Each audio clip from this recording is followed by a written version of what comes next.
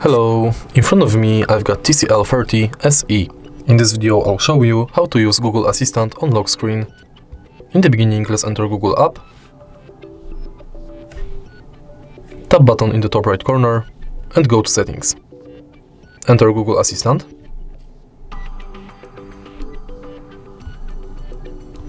Go to voice match and make sure to enable this function. Now enter lock screen and also make sure that this function is enabled. Now you can simply lock the screen and say, "Hey Google, what's the weather like tomorrow?" It'll be partly cloudy with a high of 72 and a low of 50. If you find this video helpful, please leave like, comment and subscribe.